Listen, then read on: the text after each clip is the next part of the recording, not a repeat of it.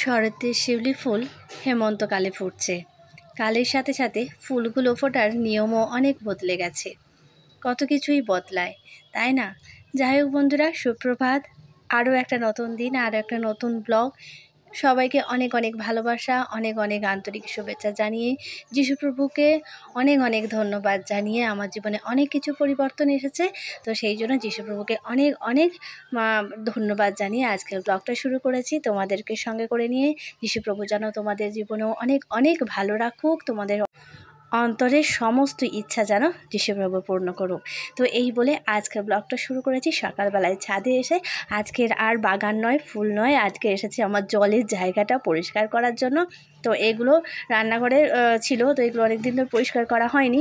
তো আমি রান্নাঘরে এখন কমই রান্না করছি গ্যাসের মধ্যে, তো বেশিরভাগ সময়টা আমি যে উপরে ছাদে এখানটায় রান্না করছি। তো সেই কারণে রান্নাঘরের এই জিনিসগুলো না অনেক দিন পরিষ্কার করা হচ্ছে না। আর রান্নাঘরটা আমি 2 দিন ছাড়া 3 দিন ছাড়া জল দিয়ে পুরো ধুয়ে দিচ্ছি। আর মোছামুছি আর কাজ করছি না, জলটা বেরিয়ে যাওয়ার যেহেতু জায়গা রয়েছে, তো সেই জন্য আমি জল দিয়ে একটু ধুয়ে দিই।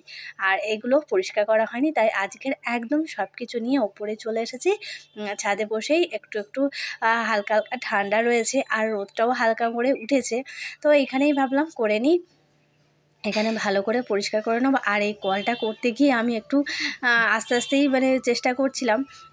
আগেরবারে পরিষ্কার করতে গিয়ে না আমার কলটা ভেঙে গিয়েছিলো। এইরকম না অনেক জিনিস আছে যেগুলো নোংরা আমি দেখতে পারি না, আর পরিষ্কার করার সময় যদি না থাকে তখন সেটা অন্য ব্যাপার। আর যদি পরিষ্কার করার সময় আছে অথচ নোংরা রয়েছে, আমি সেটা দেখতে পারি না, কখন সেটা পরিষ্কার করব। আর পরিষ্কার করতে গিয়ে না কি হয়, পুরানো কিছু জিনিস আছে যেগুলো একটু পরিষ্কার করতে গিয়ে সেগুলো একটু নষ্ট হয়ে যায়, ভেঙে যায়, তখন আবার বকা খেতে হয়।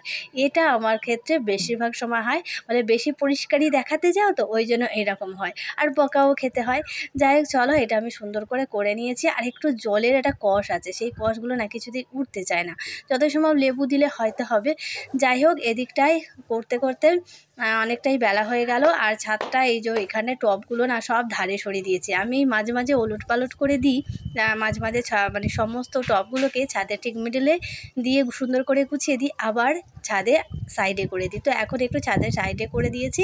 আর মাঝ বরাবরটা একটু ধুলো ছিল, তো সেইগুলো ধুলো বলতে ওই যে আমার টবেরই ময়লা, ওই যে পাতা, তারপরে একটু পাখিগুলো এসে না টবের যেহেতু রয়েছে, ওই আনাজের খোসা দিয়ে করি না, পোকা থাকে, আর পাখিগুলো এসে মাঝে মাঝে ওই ঠোকরায়, তার ওই জন্য ওগুলো একদম বেরিয়ে পড়ে যায় টব থেকে।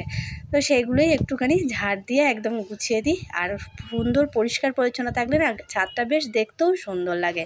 যে জিনিস দেখতে সুন্দর লাগে তার আলাদাই একটা জায়গা এসে যায়। তো যাই হোক বন্ধুরা, চলো, এদিকটায় আমার মোটামুটি সব ঝাড় দেওয়া কমপ্লিট। এবারে যাবো নিচের দিকে। মামাও হয়তো উঠে পড়েছে, ওকে ব্রাশ দেবো। আর তার আগে এদিকটা এসে ঘরটা তাড়াতাড়ি ঝাড় দিয়ে নিয়েছি, এটা তো প্রতিদিনই করতে হবে। আর সুন্দর করে মুছে নিয়েছি। চলো, এবারে নিজে ফ্রেশ হবো, মামাকেও দেবো, দিয়ে তারপর ওকে কমপ্লান বিস্কুট দিয়ে তারপরে যেন সকালবেলা একটু শান্তি হয়। এদিকে জামা কাপড় কিছু কাচাও রয়েছে, যেহেতু ছুটি রয়েছে, তো এগুলো একটুখানি কেচে নেব, পড়াতে যাই এগুলো ব্যবহার করছি। তো আমার ব্রাশটা করে নিয়েছি আর মামাকে দেবো। আর এদিকে দেখো, এই বাবলসগুলো আমিও যখন দেখতে পাই না তখনই শুধু ফু দেওয়ার চেষ্টা করি। আমার দেখা দেখি মামাও সেই বাবলস করে মাথা খারাপ করে দেয়।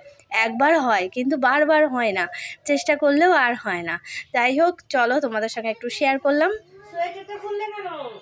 আরে আমি করে দিচ্ছি, সোয়েটারটা বড় ঠান্ডা, তো গায়ে দাও সোয়েটারটা।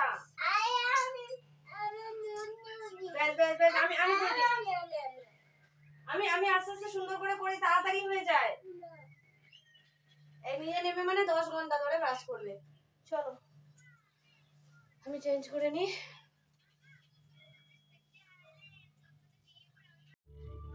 আকার আকার ম আকার আকারটা দাও। মাত্রাটা ঠিক করে দাও, মাত্রাটা ঠিক করে দাও। ময়ের মাত্রাটা আকার পর্যন্ত দাও। তারা বানান, তারা বানান বলো। ত আকার র। হ্যাঁ, ভেরি গুড, লেখো, লিখে ভালো। ত আকার র চমৎকার, ভেরি গুড। মামাকে পড়িয়ে উঠে চলে এলাম রান্না করতে। রান্না তো করতেই হবে, রান্না না করলে খাবো কি। সকালবেলা একটুখানি বিস্কিট আজকে জল দিয়ে খেয়েছি আমি, আর মামা তো কমপ্লিট বিস্কিটই খায়, তো ওকে ওইটাই দিয়েছি। তা ঝটপট করে রান্নাটা বসিয়ে দিলে তাড়াতাড়ি খাওয়া দাওয়া হয়ে যাবে, তো সেই কারণেই বসিয়ে দিয়েছি। আজকে করব ডাল দিয়ে, আলু দিয়ে, আর ওই আদা রসুন পেঁয়াজ সব মশলা দিয়ে আর ধনেপাতা এগুলো দিয়ে আজকে হবে ডাল। তো এই রকম ডাল খেতে বাবু বেশ পছন্দ করে। বিয়ের প্রথম যখন এসেছিলাম তখন বাবু এই রেসিপিটা তখন করতো, মানে করে আমাকে খাইয়েছিল, বেশ ভালো লেগেছিল। তো অনেক দিন হয়নি, তো অনেক জিনিস হয়ে ওঠে না, তো সেইগুলোই আজকে যেহেতু ছুটির দিন, তো একটু সময় করে রান্না করলে বেশ হয়, কিন্তু দুপুরে আর হয় না। আর এদিকে করে নিয়েছি ডবল ডিমের মামলেট। তো এটা হচ্ছে আজকের দুপুরের মেনু। তো ফিরে আসছি একদম সন্ধ্যাবেলায়। তো সবাইকে জানাই শুভ সন্ধ্যা।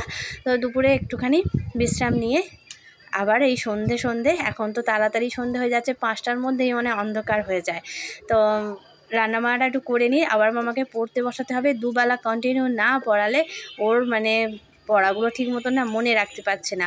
আর এতটা তাড়াতাড়ি যে এই ক্লাসে এত কিছু করাবে সেটাও আমরা বুঝতে পারিনি। আর বুঝতে পারলেও বাচ্চারা নেওয়ার মতো তো রাখতে হবে। তো যাই হোক, যেরকমই পারি সেরকমই, তবু দুবেলায় চেষ্টা করছি। এদিকে করব আলু ভাজা, তো ওকে একটুখানি ম্যাগি করে দিই, ম্যাগিটাও একটু সন্ধ্যাবেলায় খেয়ে নেবে। আর আমি একটু আলু ভেজে নিয়েছি, আজকে রাতে খাওয়া হবে মুড়ি। তো আমরা আলু ভাজা মুড়ি খাবো, মামার জন্য একটু ম্যাগি করলাম, ও এখন খাবে। আর তারপরে আমি রাতে মানে ওকে একটু সিটিয়ে দিয়ে মানে একটু ডাল ভাত একটুখানি করে দেবো। তো এই হচ্ছে আজকের ব্লগটা। কেমন লাগলো অবশ্যই মানে কমেন্ট করে জানিও। ভালো লাগলে অবশ্যই করে পাশে থাকবে।